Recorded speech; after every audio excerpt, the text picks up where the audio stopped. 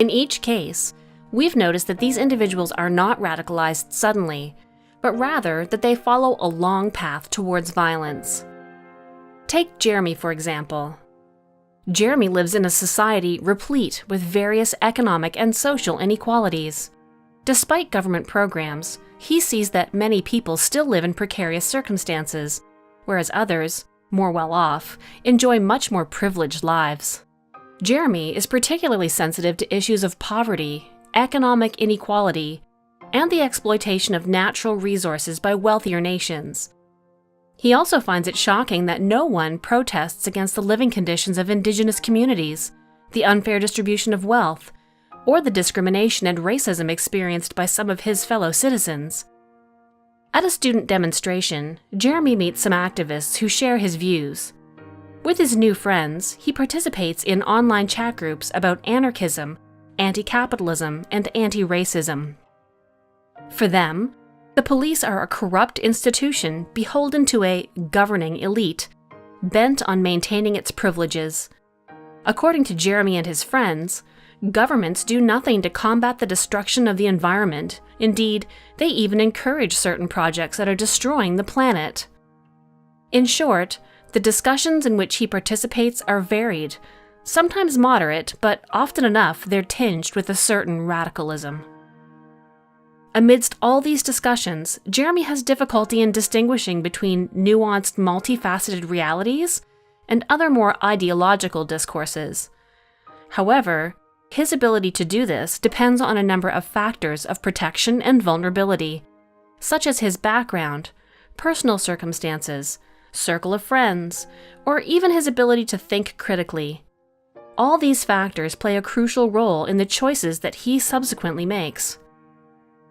As time goes on and he participates in more and more meetings, Jeremy develops a relatively polarized vision of the world, divided between those who support the capitalist system and those who want to overthrow it.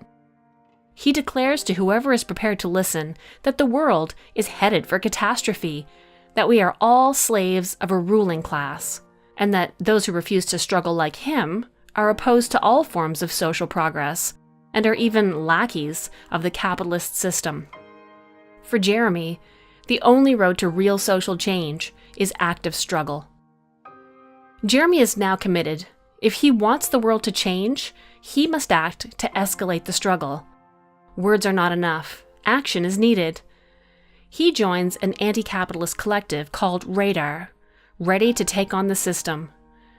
Jeremy's involvement in the group gives him a feeling of belonging, pride, self-esteem, and above all, the impression that his life finally has meaning, and that he has found people with whom he can at last change things.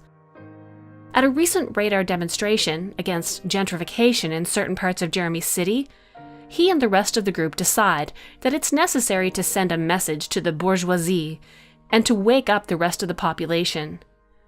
They plan to torch an ATM at a local bank and ransack an adjacent store portrayed as contributing to the bourgeoisification of the neighborhood.